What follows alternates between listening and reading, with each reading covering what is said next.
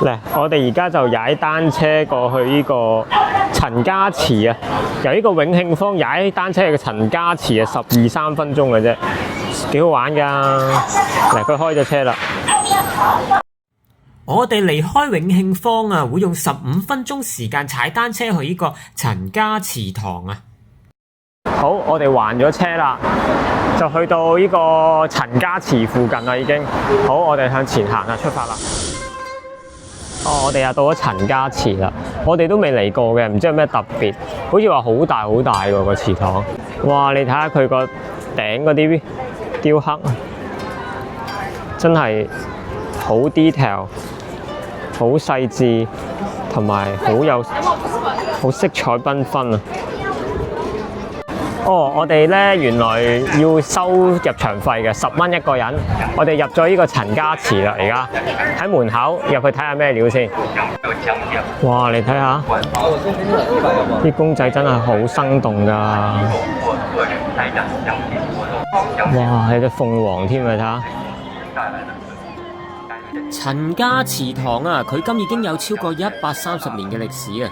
係由當年啊廣東省72縣陳氏宗親共同捐錢起嘅。巔峰期啊，呢度總共放咗12000個神主牌啊！呢度除咗安放神主牌之外啊，佢仲有另外一個用途啊，就係俾當時候啊一眾啊陳氏子弟啊上省城赴考嘅時候一個臨時居所休息嘅地方。去咗清朝後期啊，清朝嚴禁呢類大型嘅祠堂啊，原因係啊驚呢啲祠堂姓陳嘅人啊結黨營私啊，有叛國嘅危險啊，所以陳氏一族啊就索性將呢度改名啊為呢個陳氏書院啊嚟避開呢條條例啊。隨住時代嘅變遷啊，去到1959年啊，陳氏祠堂先正式退出呢個歷史舞台啊，變成一間博物館啊，就係廣東民間工藝博物館。直到今日啊，呢度嘅收藏品已經超過2萬件啊，唔好話唔犀利。呢個係神壇嚟㗎，應該咧嚟擺啲神主牌嗰啲嘅，你睇下幾華麗，人哋金碧輝煌。哇！你睇下啲雕刻幾細緻。呢度有個福祿壽啊，我屋企以前都有㗎，不過細佢10倍咯。嚟，你睇下。其實咧，佢哋呢啲唔係普通工人嚟㗎，呢啲係文物修復家嚟㗎。佢喺度幫嗰啲頂咧油翻啲色彩俾佢啊，就係佢啦。你睇下，唔係普通工人嚟㗎，唔係搭棚大師嚟嘅佢。咧，如果佢咧油完咧就係呢個樣㗎啦。你睇下，色彩鮮豔啊，所以佢係慢慢油落去嘅，有排搞啊。哇！你睇下呢對門神，真係稱得上為神啊！你睇下咁高大，4米啊，成4米高啊！啱啱嗰個導遊講幾犀利。你講啊，呢個門鉸咧，呢個手環咧，仲大過我個頭㗎，你唔好以為好細個啊！睇下修復過後呢啲咧浮雕咧真係好靚噶，你可以想象以前年代金碧輝煌嗰陣有幾氣派。哇！你睇下呢個好似係關羽嚟嘅喎。好啦，行完呢個陳家祠啦，我哋又踩單車去呢個大佛寺啦。好，我哋出發啦。我哋由陳家祠啊，用20分鐘踩單車去呢個大佛寺啊。頭先咧，我哋咧踩單車嚟嘅，但係咧中途咧同阿大丸子失散咗，而家得返我一個喺度。但係呢個就大佛寺啊，睇下幾靚。而家等緊佢出現，而家佢唔知喺邊度出現會。哇！睇下幾犀利呢度，幾高？有冇見過佛寺咁高啊？就係佛陀就喺呢度啦。廣州大佛寺啊，從南漢時期至今啊，已經有超過1100年嘅歷史。喺南漢時候啊，佢叫做新莊寺啊；去到元朝嘅時候就改名叫做福田庵；去到明朝嘅時候啊，呢度大規模擴建啊，改名叫做龍藏寺；到到明末嘅時候啊，呢度改為秦安御史公署啊，直到去到順治6年啊，清兵攻陷咗廣州啊，公署被毀於戰火之中。直到去到清朝康熙2年啊，呢度先重新重建啊，並改名為大佛寺啊。經歷時代嘅變遷啊，原本存放喺呢度嘅大佛同埋觀音啊，被轉移到六榕寺去安放。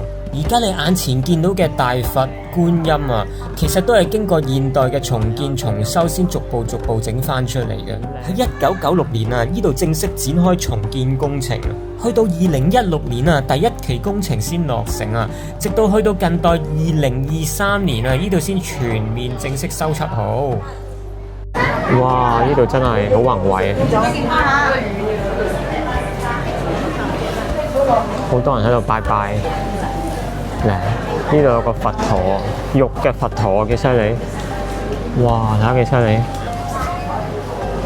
木啊見得多啦，玉我真係第一次見，係咪玉嚟嘅咧？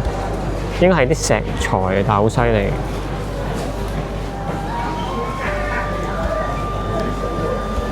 佢擺咗個手印喎，呢個係咩手印啊？請問？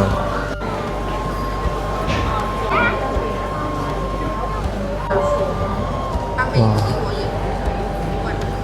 真係好宏偉。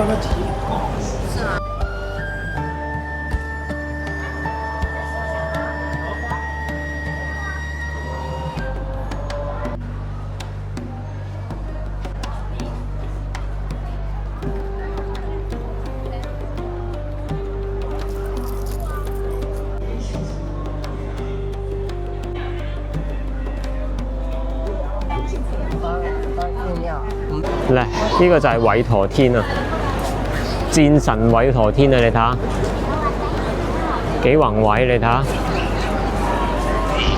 呢個就係四天王啦，就係平時你玩嘅《西遊記》裏面嗰個好巨型嘅四天王啊。佢就係咧，佢哋四天王就仲有2個嘅，呢邊4個。佢哋就係咧主宰咗東南西北占部洲嗰4個天王啊。你睇下。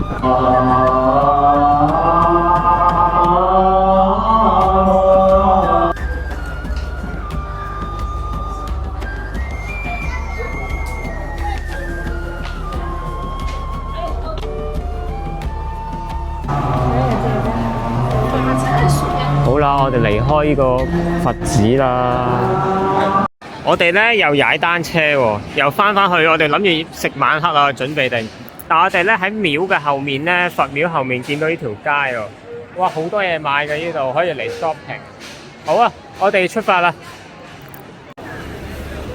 嚟，真係呢度好多嘢睇嘅。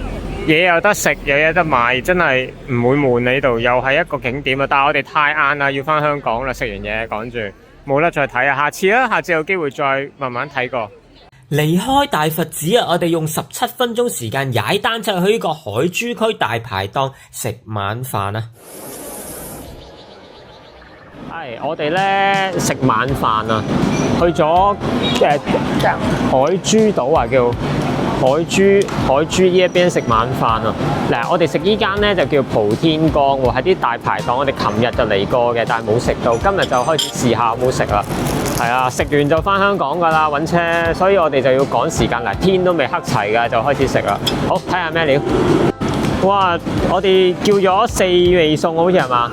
係啊，我哋叫咗4樣餸。我哋而家嚟咗2味喎，咁我哋試下啲味好唔好食先啦。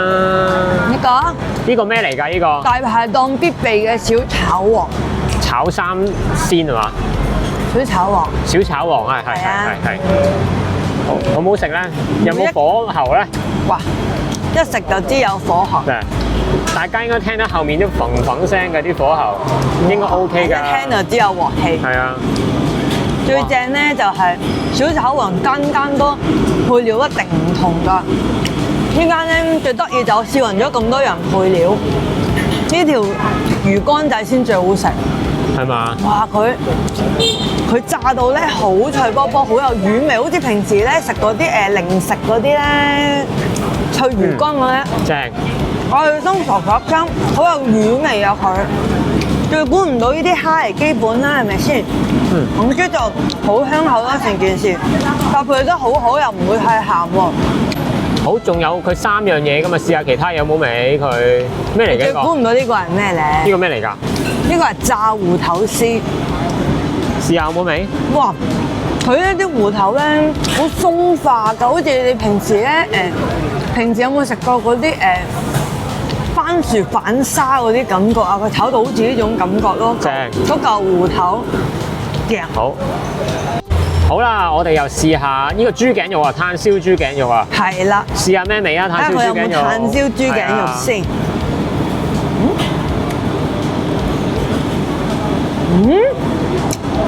呢嚿豬頸肉得意，點解話佢得意咧？佢咧唔似平時嗰種，唔似平時嗰啲泰式鋪頭嗰啲豬頸肉，佢係咧好港式嘅，好似佢係好似港式叉燒醬味嗰種豬頸肉。另外最得意就佢食起身咧，真係有陣似炭佬未分過嘅味道咯。好食係嘛？有咩毒？如果你話俾香港啲大排檔，佢係咪唔同啲嘅咧？佢嗰嚿豬頸肉咧係特別腍身，唔會好熟，唔會好韌咯，佢係好腍身㗎。哇，睇到都好你唔食啊！講咧，食起身我以為我食緊叉燒啊！咁正喎，正一諗起就正啊！似叉燒嘅豬頸肉味，係啊正。好，噔噔噔噔，好，啱啱到啊！呢樣咩嚟㗎？呢個蒜香骨，蒜香骨。好，我哋又試下啦。食接啱啱到嘅一樣餸。我驚辣親嘴仔喎。聞一聞，好有南乳味喎。哇，好熱啊！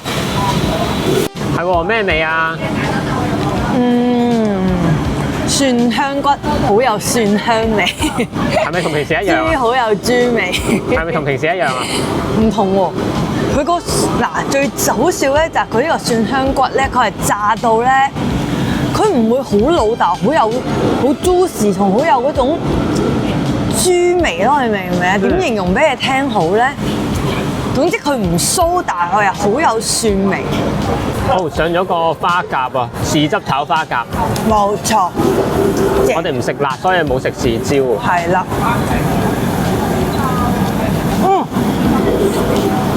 哇，正唔正啊？正，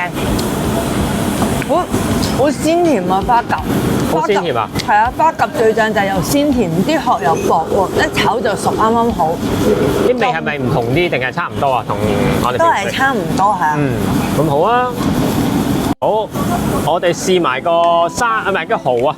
我哋試埋呢個蠔，炭燒生蠔。係我哋炭燒蠔啊！哇！睇下隻蠔都幾肥美㗎，幾大隻㗎，撥開啲蒜睇下先。哇，肥嘟嘟㗎。哇！睇下幾正，係啊，試下點啊？個味道如何啊？食咗落去好鮮甜，好鮮甜啊！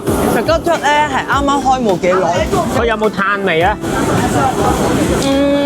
佢係炭燒㗎嘛，係啊，好似唔係好焗，係嘛？但係鮮甜嘅。但係鮮甜嘅，係啱啱煮到啱啱好。最緊要係嗰粒蠔肉唔韌嘅，係嫩嘅，好似咧食緊瑤柱咁樣。哇！正喎！好 juicy，正。好啦，我哋開餐啦。食啦食啦，唔理你啦。下一集啊，我哋會翻返去深圳啊，喺深圳嚟個深度遊啊，去參觀下兩個專係售賣金魚、動物同埋植物嘅市場啊，做一日地道嘅深圳人啊！最後啊，請大家撳一下個訂閱掣啊，支持下本頻道啊，多謝晒啊！